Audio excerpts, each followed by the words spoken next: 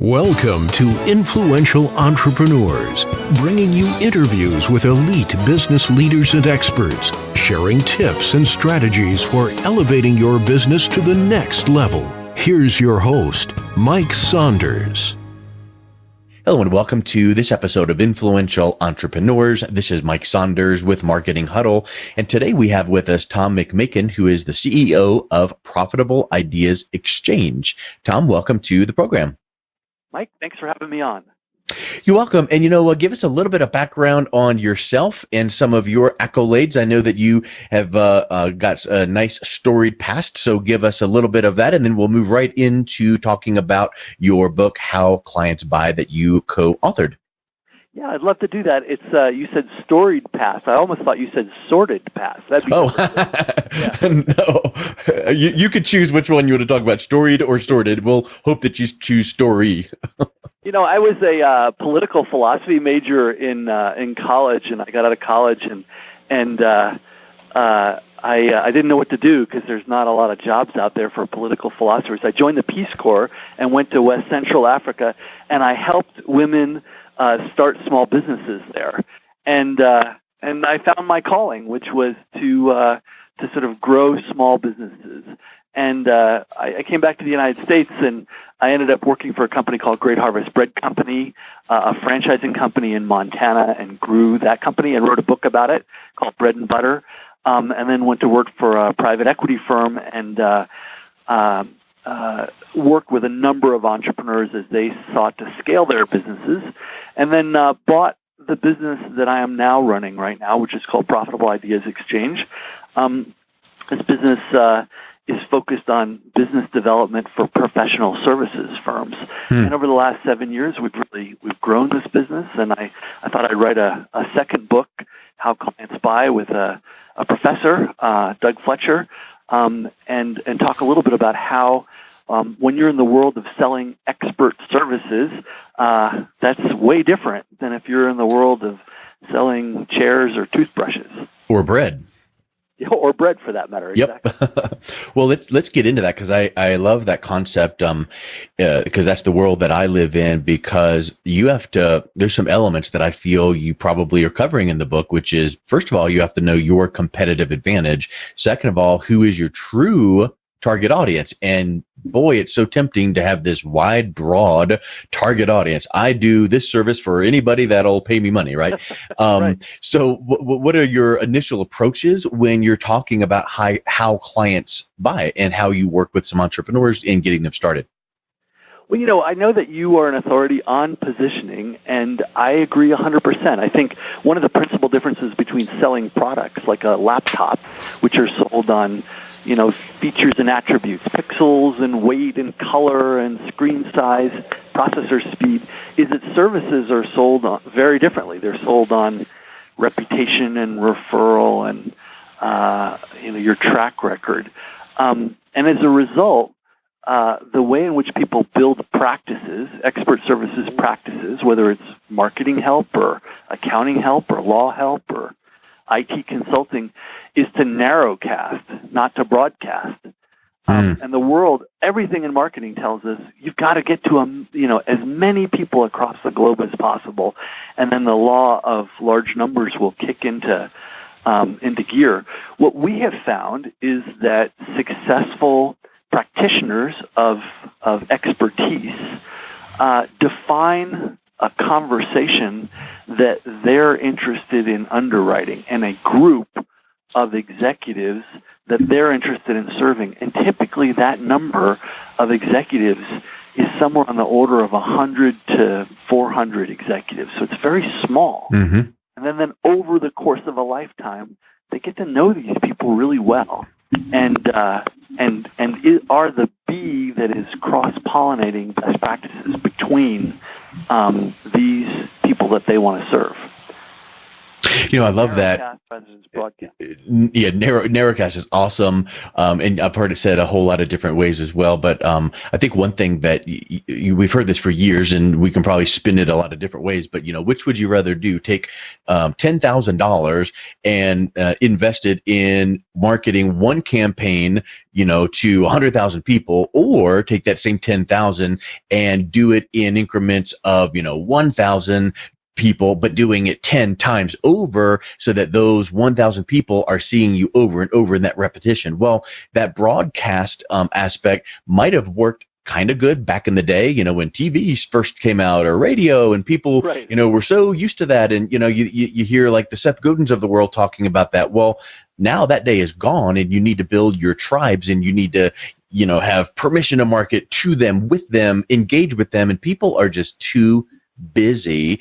And when you can kind of penetrate through all of that and be that resource, and you tie in things like Go Giver with Bob Berg's concept, and a super connector, Scott Gerber's new book that's just out, and you can do that from a position of educating and serving and teaching and being an advocate for your target audience, you then get elevated to a position where people trust you, because you're not just pushing your wares. You're not going buy, coupon, deadline. You're going, well, you know what? That's a good point. Here's some research you ought to consider. Read through that. Call me next week, and let's pick up this conversation. And I think that's when all of a sudden now your trust levels start building up, and they go, well, that one section in there was really good. What do you think about this? And now you're having an open dialogue with that prospect, because you are helping them understand their buying options. Is that kind of getting into some of what you teach in your book as well? Good. Yeah. Exactly. And I mean, I think when you sell expert services, economists call it a credence good. So I'm like, what the heck is a credence good? It's a good where you have to believe that the person that's serving you has your best interest at heart. So a good example of that is like a doctor or a mechanic. If you go into a mechanic with your car and you say that it's got a knock in it, and they say, you're probably equally prepared to believe that you need a valve job or you need a screw tightened behind the steering wheel, because the person that you're consulting, the mechanic, both diagnoses the problem and fixes it.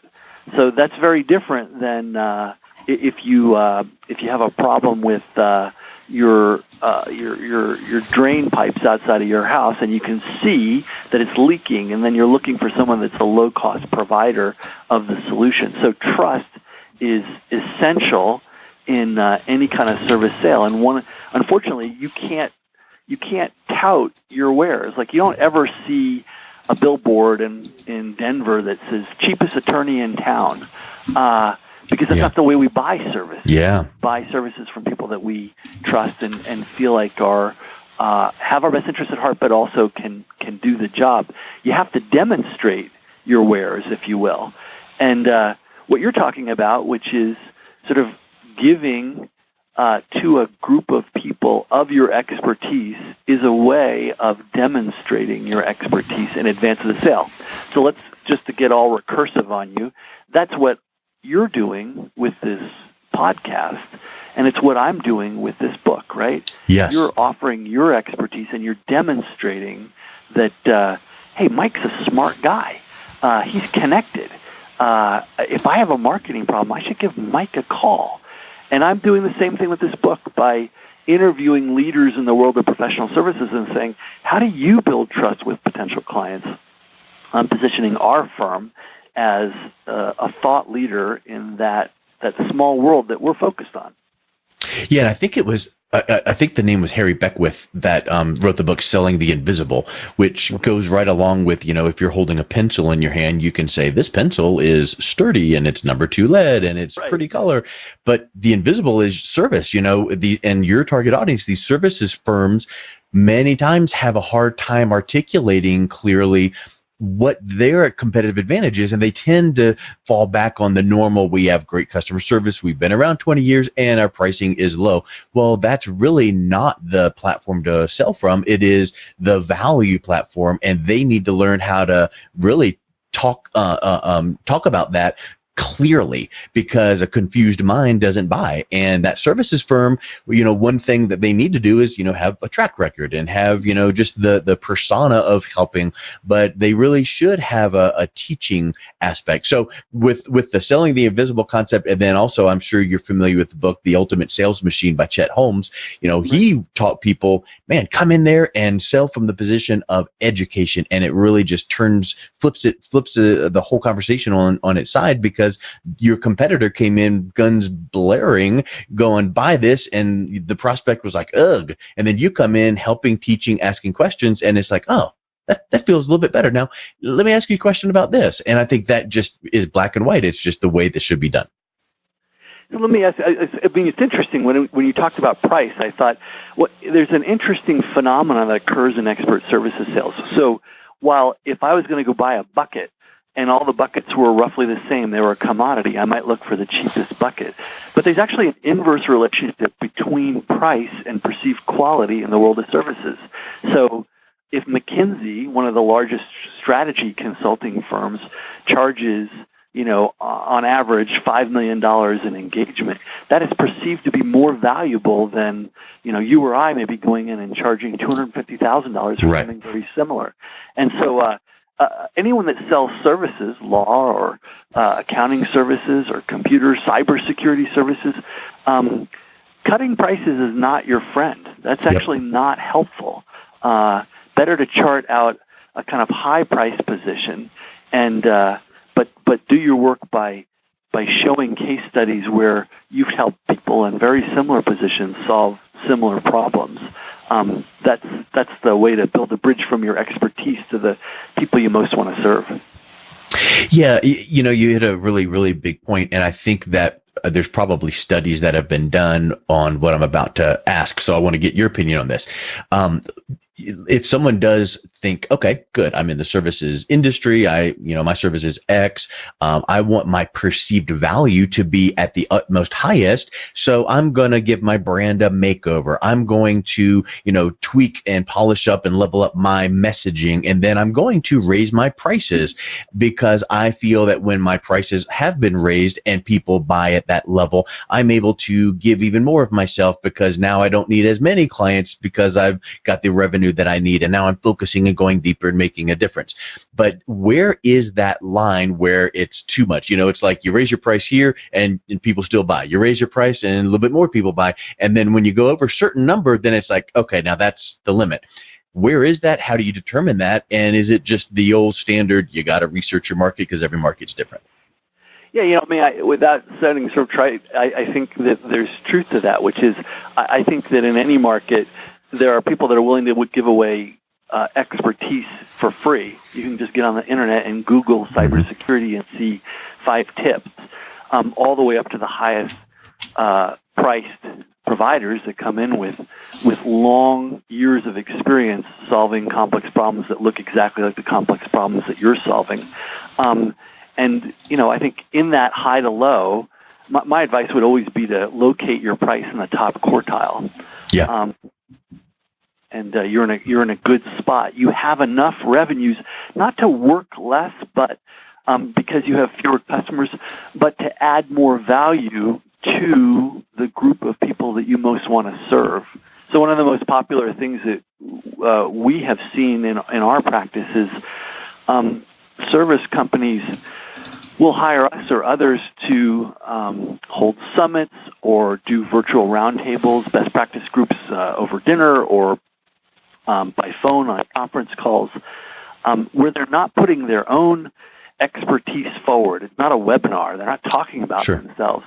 They're saying, look, I'm going to use my position in this industry to convene a group. And look, together we're all smart, a kind of mastermind group. And I'm going to facilitate the conversation.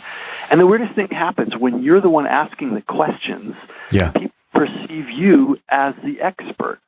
I told my daughter when she graduated from college, she moved to Washington, D.C., and she said, I'm supposed to network. How do you do that? I said, just ask people lots of questions about it themselves, and they will walk away thinking you're the smartest young woman in the world. Yeah. Oh, she's a great conversationalist, and all she did was smile and nod and ask 3 questions. Exactly. Hey, what you just said reminded me of a quote, and this might be a writer downer for people listening as well as for yourself. Have you ever heard of the sociobiologist named E.O. Wilson? Yes, I have, yeah. Well, his quote says, "We are drowning in information while starving for wisdom. The world will be run by synthesizers, people able to put together the right information at the right time, think critically about it, and make important choices wisely." So that fits right with what you said, which was it might not be your own personal intellectual property expertise, but if you can collaborate with a group of people and facilitate some expertise and meeting of the mind, you might come up with something way better than if you had sat down and thought about it for 2 weekends in a row and gone, hey, here's my idea. So I think that collaboration, mastermind aspect is so powerful today. So one of the things that we're seeing in this world, Mike, is that technology is making our niches smaller, tighter, but broader in terms of geography. Yeah. So, it's hard for us to remember, but our parents, when they were service providers, when they were an accountant or an attorney in town, they joined the country club and made friends there because the CFO of the local car dealership golfed there. They made friends. They went to the same church together. And so when the car dealership needed some accounting help, they called your mom or your dad. So now we're seeing technology allow us to serve clients across the globe, and that requires us to have tighter niches, but it also requires us to be more imaginative about how we create a kind of virtual country club where we can get to know people, serve them, demonstrate our expertise over time, so that when they need a service, they think of us first. Lots of people think that selling services is like selling, like selling software. It's you have a long list, you call people, they say no, you keep moving. But that's not the way it works. The way it works is that people get to know you over a long period of time, and no one needs a consultant until they do. And when they do, they're like, who should I call? Oh, I should call Mike. I know Mike to be a smart guy in this world. Because when I first heard of him, I didn't need anything like that. But I've been tapping into his this, that, and the other, reading this. And that point is made in Chet Holmes' book, The Ultimate Sales Machine, where he says about 90% of the people at any given time are not in the market for what you have. But if you ignore them because everybody else is smiling and dialing, trying to get those 5 or 6% of people that want something now. But those other 90%, if you can educate, deepen relationships, stay in touch with, now all of a sudden it's like pop, pop, pop, pop, pop down the road where it's like, oh, that person needs it and you're right there. That person needs it and you're right there. So that's just a huge thing that I think people in our microwave instant gratification society, they want that sale now, and they're not willing. They don't even think like staying in touch and educating and it'll pay off, but it really does. It does. It's not the world of expert services is not a churn and burn world. It's a world of defining a question that you are committing your life to answering over time in changing conditions, and the people that can most profit from the answer to that question, and then underwriting a conversation between you and those people over a long period of time. And then, in time, it begins to rain. Yeah. Everyone calls you a rainmaker and says, yep. How'd you do it? And you're like, I just kept grinding away. It's like the dripping water, just drip, drip, drip, and finally something breaks loose. Hey, so let's wrap up with how can people find the book, how clients buy, what's the best way to reach out and connect with that and learn from it? Yeah, thanks so much. So the book's on Amazon, Barnes & Noble. It's on the Wiley.com site. We have a howclientsbuy.net website that links to those sites. It's in your neighborhood bookstore. It's going to be in airport bookstores here shortly, so it's widely available. And you can connect with me on the howclientsbuy.net website easily. Excellent. Well, listen, I really, really appreciate your time. I loved talking with you, Tom, because we are the same cut from the same cloth, and we are fellow travelers. I know. We were really finishing each other's sentences. So thanks a million. It was great getting to know you, and I encourage everyone to go out and buy the book. Hey, thanks, Mike, so much for your time. You've been listening to Influential Entrepreneurs with Mike Saunders. To learn more about the resources mentioned on today's show or listen to past episodes, visit www.influentialentrepreneurssradio.com.